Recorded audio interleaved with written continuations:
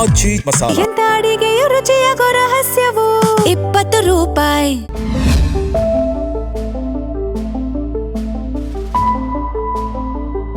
ನಮಸ್ಕಾರ, ನೀವು ನೋಡ್ತಾ ಇದ್ದೀರಾ ಜಿ ಕನ್ನಡ ನ್ಯೂಸ್. ನಾನು ಶಿವರಾಮು. ದಿನದ ಎಲ್ಲ ಪ್ರಮುಖ ಸುದ್ದಿಗಳನ್ನು ನೋಡೋಣ ವಿಶೇಷ ಸಮಾಚಾರದಲ್ಲಿ.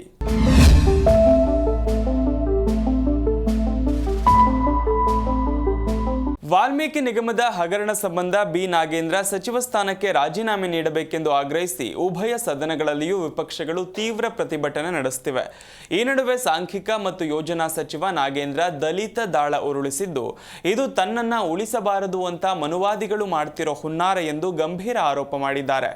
ಮನುವಾದಿಗಳು ಈ ದೇಶವನ್ನ ಹೇಗೆ ನಡೆಸುತ್ತಿದ್ದಾರೆ ಗೊತ್ತಿದೆ. ಮಲ್ಲಿಕಾರ್ಜುನ ಖರ್ಗೆ ಅವರು ಭಾಷಣ ಮಾಡಿದ ಜಾಗ ಶುದ್ಧೀಕರಣ ಮಾಡ್ತಾರೆ ಅಂದ್ರೆ ವರ್ಣಾಶ್ರಮ ಪದ್ಧತಿ ಇನ್ನೂ ಜೀವಂತ ಇದೆ. ಪ್ರಧಾನಿಗೆ ಸರಿಸಮನಾದ ವ್ಯಕ್ತಿಗೆ ಹೀಗಾದ್ರೆ ಒಬ್ಬ ಸಾಮಾನ್ಯ ದಲಿತ ವ್ಯಕ್ತಿಯಾದ ನನ್ನನ್ನು ಬಿಡ್ತಾರಾ? ಈ ರೀತಿಯಾಗಿ ನಾಗೇಂದ್ರ ಪ್ರಶ್ನಿಸಿದ್ದಾರೆ. ನನಗೆ ಶಿಕ್ಷೆ ಪ್ರಕಟ ಆಗಿದ್ರೆ ರಾಜ್ಯಪಾಲರು ಬಿಡ್ತಿದ್ರ? ರಾಜ್ಯಪಾಲರು ಪ್ರಮಾಣ ವಚನಕ್ಕೆ ಯಾಕೆ ಅವಕಾಶ ಮಾಡಿಕೊಟ್ರು? ಅಧಿಕಾರ ನಡೆಸಲು ಬಿಡಬಾರದೆಂದು ವಿಪಕ್ಷಗಳು ಹೀಗೆ ಮಾಡ್ತಿವೆ. ರಾಜಕೀಯ ಪ್ರೇರಿತ ದುರುದ್ದೇಶ ಇಟ್ಟುಕೊಂಡು ವಿಪಕ್ಷಗಳು ಪ್ರತಿದಿನ ಮಹರ್ಷಿ ವಾಲ್ಮೀಕಿಗೆ ಅಪಮಾನ ಮಾಡ್ತಿದ್ದಾರೆ. ಮೊನ್ನೆ ರಾಮನ ಹುಂಡಿ ಕದ್ದರು, ಅದಕ್ಕಿಂತ ದೊಡ್ಡ ಕೃತ್ಯನ ಇದು. ರಾಮರಾಜ್ಯ ಬರಲು ಮನುವಾದಿಗಳು ಬಿಡ್ತಿಲ್ಲ ಅಂತ ಅವರು ಆರೋಪಿಸಿದ್ದಾರೆ. ಸದನದಲ್ಲಿ ಹಲವಾರು ವಿಷಯಗಳ ಬಗ್ಗೆ ಚರ್ಚಿಸಲು ನಿರ್ಧರಿಸಿದ್ದೆ. ಅಭಿವೃದ್ಧಿ ದೃಷ್ಟಿಯಿಂದ ಚರ್ಚೆ ಆಗಬೇಕೆಂದು ಅಧಿವೇಶನ ಕರೆದಿದ್ದರು. ಆದರೆ ವಿಪಕ್ಷದವರು ಚರ್ಚೆ ಮಾಡುವುದಕ್ಕೆ ಅವಕಾಶ ಕೊಡ್ತಿಲ್ಲ. ಸದನದಲ್ಲಿ ವಿಪಕ್ಷದವರು ನನ್ನ ರಾಜೀನಾಮೆ ಕೇಳ್ತಿದ್ದಾರೆ. ಸದನದ ಬಾವಿಗೂ ಇಳಿಯುತ್ತಿಲ್ಲ. ಅವರ ಸ್ಥಾನದಲ್ಲೇ ಗಲಾಟೆ ಮಾಡ್ತಿದ್ದಾರೆ. ವಾಲ್ಮೀಕಿ ಬಗ್ಗೆ ಬಿಜೆಪಿ ಘೋಷಣೆ ಕೂಗಿದ್ದು ನೋಡಿದ್ರೆ ನೋವಾಗತ್ತೆ.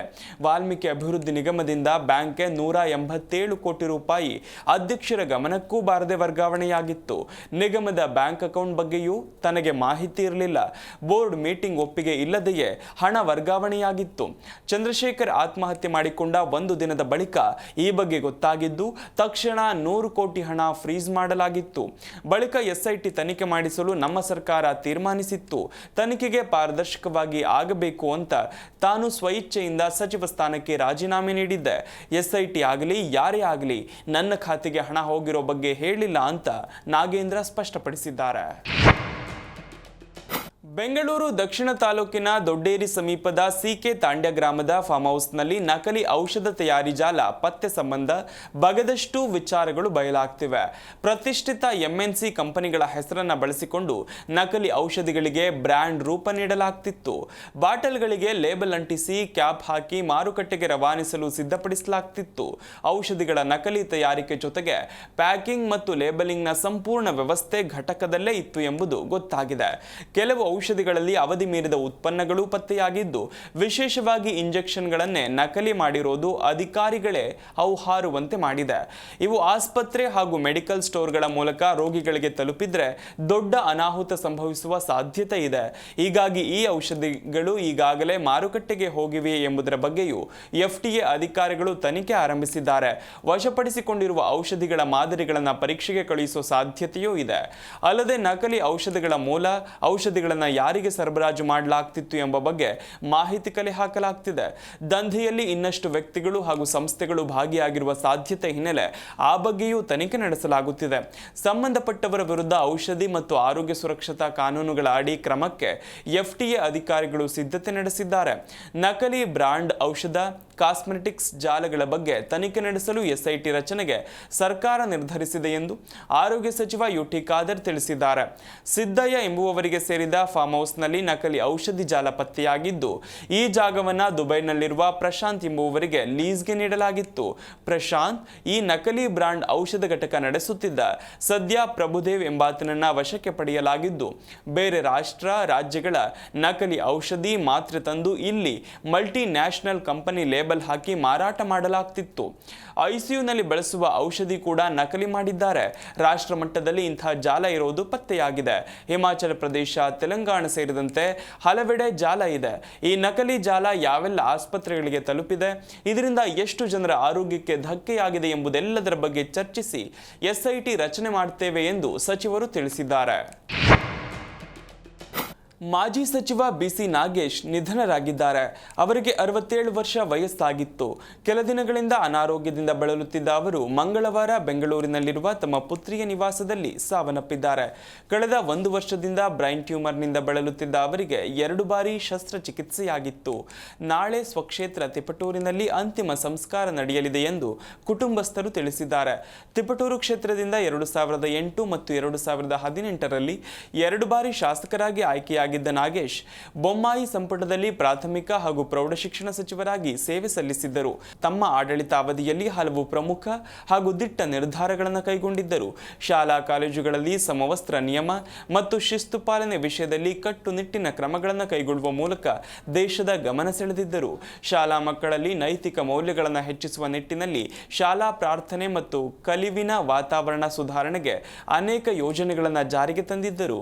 BE ಇಂಜಿನಿಯರಿಂಗ್ ಪದವೀಧರರಾಗಿದ್ದ ಅವರು ತಮ್ಮ ರಾಜಕೀಯ ಜೀವನವನ್ನು ರಾಷ್ಟ್ರೀಯ ಸ್ವಯಂ ಸೇವಕ ಸಂಘದ ಪೂರ್ಣಕಾಲಿಕ ಕಾರ್ಯಕರ್ತರಾಗಿ ಪ್ರಾರಂಭಿಸಿದ್ದರು. ಮೃತರು ಒಬ್ಬ ಮಗ ಹಾಗೂ ಒಬ್ಬ ಮಗಳನ್ನಾಗಲಿದ್ದಾರೆ.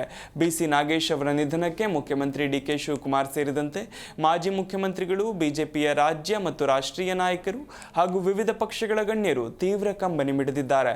ಸರಳ ಸಜ್ಜನಿಕೆಯ ನಾಯಕ, ಪಕ್ಷ ಕಟ್ಟಲು ಹಾಗೂ ಶಿಕ್ಷಣ ಕ್ಷೇತ್ರದಲ್ಲಿ ಸುಧಾರಣೆ ತರಲು ಅಪಾರ ಕೊಡುಗೆ ನೀಡಿದ್ದ ನಾಗೇಶ್ ಅವರ ಅಗಲಿಕೆ ನಾಡಿಗೆ ಹಾಗೂ ಪಕ್ಷಕ್ಕೆ ತುಂಬಲಾರದ ನಷ್ಟ ಎಂದು ಗಣ್ಯರು ಸಂತಾಪ ಸೂಚಿಸಿದ್ದಾರೆ. ತುಂಗಭದ್ರಾ ಜಲಾಶಯದಲ್ಲಿ ನೀರಿದ್ದರೂ ನದಿಗೆ ನೀರು ಹರಿಸಿದ ಸರ್ಕಾರದ ಕ್ರಮಕ್ಕೆ ರೈತರಿಂದ ಆಕ್ರೋಶ ವ್ಯಕ್ತವಾಗಿದೆ. ಜಲಸಂಪನ್ಮೂಲ ಸಚಿವ ಶಿವರಾಜ್ ತಂಗಡಗಿ ರಾಜೀನಾಮೆ ನೀಡಬೇಕು ಎಂದು ರೈತ ಮುಖಂಡ ಕೆಸರೆಟ್ಟಿ ಶರಣಗೌಡ ಒತ್ತಾಯಿಸಿದ್ದಾರೆ. ಪ್ರತಿ ವರ್ಷವೂ 4 ಜಿಲ್ಲೆಗಳ ಪೈಕಿ ಒಬ್ಬರನ್ನ ICC ಅಧ್ಯಕ್ಷರನ್ನಾಗಿ ಆಯ್ಕೆ ಮಾಡುವ ವಾಡಿಕೆ ಇತ್ತು.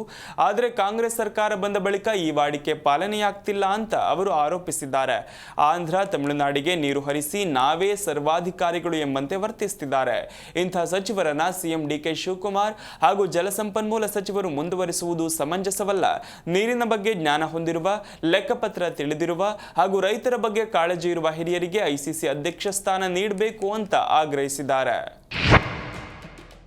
KPSC ನೇಮಕಾತಿ ಅಕ್ರಮ ಪ್ರಕರಣಕ್ಕೆ ಸಂಬಂಧಿಸಿದಂತೆ ಜಾರಿ ನಿರ್ದೇಶನಾಲಯ ಅಧಿಕಾರಿಗಳಿಂದ ರಾಯಚೂರು ಜಿಲ್ಲೆಯ ವಿವಿಧೆಡೆ ದಾಳಿ ಹಾಗೂ ಪರಿಶೀಲನೆ ನಡೆದಿದೆ.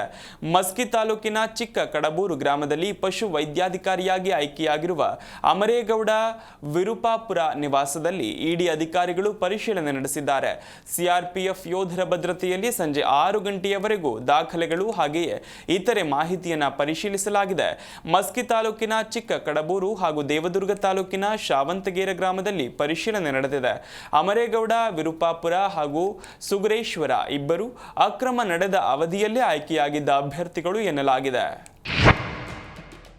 ತುಮಕೂರು ನಗರದ ಹೃದಯ ಭಾಗ ಆದರ್ಶ ನಗರದಲ್ಲಿರುವ ದಲಿತರ ಸ್ಮಶಾನವನ್ನು ಲೇಔಟ್ ನಿರ್ಮಾಣಕ್ಕಾಗಿ ಧ್ವಂಸಗೊಳಿಸಲಾಗಿದೆ ಎಂಬ ಆರೋಪ ಕೇಳಿಬಂದಿದೆ. ಸರ್ವೆ ನಂಬರ್ 299/1ರಲ್ಲಿ ಮಾದಿಗ ಸಮುದಾಯಕ್ಕೆ ಸೇರಿದ ಸ್ಮಶಾನ ಧ್ವಂಸಗೊಳಿಸಿದ ಆರೋಪದಡಿ ಬಿಜೆಪಿ ಮುಖಂಡ ಹಾಗೂ ಸ್ಫೂರ್ತಿ ಡೆವಲಪರ್ ಮಾಲೀಕ ಚಿದಾನಂದ್ ಸೇರಿದಂತೆ ಕುಮಾರಯ್ಯ ಪುತ್ರರ ವಿರುದ್ಧ ದೂರು ದಾಖಲಾಗಿದೆ. JCB ಬಳಸಿ ಸಮಾಧಿಗಳನ್ನು ಧ್ವಂಸಗೊಳಿಸಿ ಅಸ್ಥಿಗಳನ್ನು ಬೇರೆಡೆ ಸ್ಥಳಾಂತರಿಸಲಾಗಿದೆ. ಈ ಸಂಬಂಧ ಗೋಪಾಲಯ್ಯ ಎಂಬುವವರು ತುಮಕೂರು ನಗರ ಠಾಣೆಯಲ್ಲಿ ದೂರು ನೀಡಿದ್ದಾರೆ.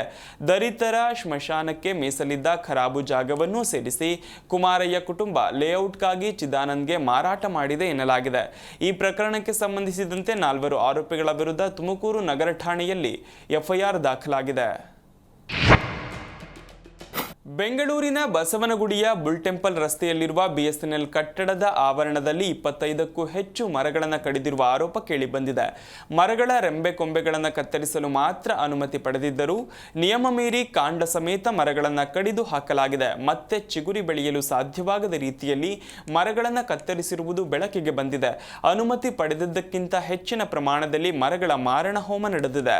ಈ ಬಗ್ಗೆ ಮಾಹಿತಿ ಪಡೆದ GBA ಅರಣ್ಯ ವಿಭಾಗದ ಅಧಿಕಾರಿಗಳು ಸ್ಥಳ ಪರಿಶೀಲನೆ ನಡೆಸಿ ಪ್ರಕರಣ ದಾಖಲಿಸಿಕೊಳ್ಳಲು ಅರಣ್ಯ ವಿಭಾಗ ನಿರ್ಧರಿಸಿದೆ. ಮರ ಕಡಿಯುವ ನಿಯಮಗಳನ್ನು ಗಾಳಿಗೆ ತೂರಲಾಗಿದೆ ಎಂದು ಆರೋಪಿಸಿ ತಪ್ಪಿತಸ್ಥರ ವಿರುದ್ಧ ಕಠಿಣ ಕ್ರಮ ಕೈಗೊಳ್ಳುವಂತೆ ಪರಿಸರ ಪ್ರೇಮಿಗಳು ಒತ್ತಾಯಿಸಿದ್ದಾರೆ. 3 ಕಾಡಾನೆಗಳನ್ನು ಸೆರೆ ಹಿಡಿಯಲು ಸರ್ಕಾರ ಆದೇಶ ನೀಡಿರುವ ಹಿನ್ನೆಲೆ ಕೊಡಗು ಜಿಲ್ಲೆಯ ವಿರಾಜಪೇಟೆ ತಾಲೂಕಿನ ಸಿದ್ದಾಪುರ ವ್ಯಾಪ್ತಿಯಲ್ಲಿ ಕಾಡಾನೆ ಸೆರೆ ಕಾರ್ಯಾಚರಣೆ ಮುಂದುವರೆದಿದೆ. 2ನೇ ದಿನಕ್ಕೆ ಕಾಲಿಟ್ಟ ಎಲಿಫೆಂಟ್ ಟ್ರ್ಯಾಪಿಂಗ್ ಕಾರ್ಯಾಚರಣೆಯಲ್ಲಿ ಅರಣ್ಯ ಇಲಾಖೆ ಸಿಬ್ಬಂದಿ ಸಿದ್ದಾಪುರ ಸುತ್ತಮುತ್ತ ಶೋಧ ನಡೆಸುತ್ತಿದ್ದಾರೆ. ದುಬಾರಿಯ 5 ಸಾಕಾನೆಗಳ ಸಹಕಾರದಿಂದ ಕಾರ್ಯಾಚರಣೆ ಮುಂದುವರೆದಿದ್ದು, ಪ್ರಶಾಂತ, ಸುಗ್ರೀವ, ಲಕ್ಷ್ಮಣ, ಧನಂಜಯ ಹಾಗೂ ಈಶ್ವರ ಆನೆಗಳು ಕಾರ್ಯಾಚರಣೆಯಲ್ಲಿ ಭಾಗಿಯಾಗಿವೆ. ಅರಣ್ಯ ಅಧಿಕಾರಿಗಳು ಹಾಗೂ ಆರ್ಆರ್ಟಿ ಸಿಬ್ಬಂದಿ ಸೇರಿದಂತೆ 60ಕ್ಕೂ ಹೆಚ್ಚು ಮಂದಿ ಕಾರ್ಯಾಚರಣೆಯಲ್ಲಿ ಭಾಗಿಯಾಗಿದ್ದಾರೆ. ಕಾರ್ಯಾಚರಣೆ ವೇಳೆ ಪಟಾಕಿ ಸಿಡಿಸದಂತೆ ಸಾರ್ವಜನಿಕರಿಗೆ ಸೂಚನೆ ನೀಡಲಾಗಿದೆ. ಖಾಸಗಿ ಬಸ್ ಪಲ್ಟಿಯಾಗಿ ಬೈಕ್ ಸವಾರನಿಗೆ ಡಿಕ್ಕಿ ಹೊಡೆದ ಪರಿಣಾಮ ಬಸ್ ಅಡಿ ಸಿಲುಕಿ ಬೈಕ್ ಸವಾರ ಸ್ಥಳದಲ್ಲೇ ಮೃತಪಟ್ಟಿದ್ದಾರೆ. ಈ ಘಟನೆ ಬಾಗಲಕೋಟೆ ಜಿಲ್ಲೆಯ ಬೇಳಗಿ ಕ್ರಾಸ್ನಲ್ಲಿ ಸಂಭವಿಸಿದೆ. ಮೃತರನ್ನ 34 ವರ್ಷದ ಅಮಸಿದ್ದ ಕಾಂಬಳೆ ಎಂದು ಗುರುತಿಸಲಾಗಿದ್ದು, ಆತ ಜಮಖಂಡಿ ತಾಲೂಕಿನ ಕುಂಚನೂರು ಗ್ರಾಮದ ನಿವಾಸಿ ಎಂದು ತಿಳಿದು ಬಂದಿದೆ. ಅಪಘಾತದ ಬಳಿಕ ಮೃತದೇಹ ಬಸ್ ಅಡಿಯಲ್ಲೇ ಸಿಲುಕಿಕೊಂಡಿತ್ತು.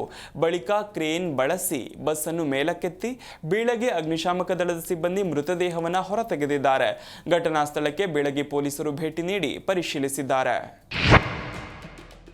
ಇಬ್ಬರು ಮಕ್ಕಳನ್ನ ಸ್ವತಃ ತಂದೆಯೇ ಕಾಲುವೆಗೆ ಎಸೆದಿರುವ ಆರೋಪ ಕೇಳಿಬಂದಿದೆ. ಯಾದಗಿರಿ ಜಿಲ್ಲೆಯ ಶಹಾಪುರ ತಾಲೂಕಿನ ಗೋಗಿ ಗ್ರಾಮದ ಬಳಿ ಈ ದುರ್ಘಟನೆ ಸಂಭವಿಸಿದೆ. ಗಂಗನಾಳ್ ಗ್ರಾಮದ ಶಾಂತಪ್ಪ ಬಿರಾದಾರ್ ಎಂಬಾತ ಹೆಂಡತಿ ಜೊತೆ ಜಗಳ ಮಾಡಿಕೊಂಡ ಕೋಪದಲ್ಲಿ ತನ್ನ 3 ಮಕ್ಕಳನ್ನ ಬೈಕ್ನಲ್ಲಿ ಕೂರಿಸಿಕೊಂಡು ಮನೆಯಿಂದ ಹೊರಟಿದ್ದ. ಬಳಿಕ 9 ವರ್ಷದ ಮಗಳು ಸಾನ್ವಿ ಹಾಗೆ 2 ವರ್ಷದ ಸೃಜನ್ ಎಂಬ ಇಬ್ಬರು ಮಕ್ಕಳನ್ನ ಕಾಲುವೆಗೆ ಎಸೆದಿರುವುದಾಗಿ ಪೊಲೀಸರ ಮುಂದೆ ತಪ್ಪೊಪ್ಪಿಕೊಂಡಿದ್ದಾನೆ. ಮತ್ತೊಬ್ಬ ಮಗಳನ್ನ ತಾಯಿಯ ಆಶ್ರಯಕ್ಕೆ ಒಪ್ಪಿಸಿದ್ದಾನೆ. ಕಾಲುವೆಯಲ್ಲಿ ಇಬ್ಬರು ಮಕ್ಕಳಿಗಾಗಿ ಪೊಲೀಸರು ತೀವ್ರ ಶೋಧ ಕಾರ್ಯ ನಡೆಸುತ್ತಿದ್ದಾರೆ. ಈವರೆಗೂ ಮಕ್ಕಳ ಮೃತದೇಹ ಪತ್ತೆಯಾಗಿಲ್ಲ.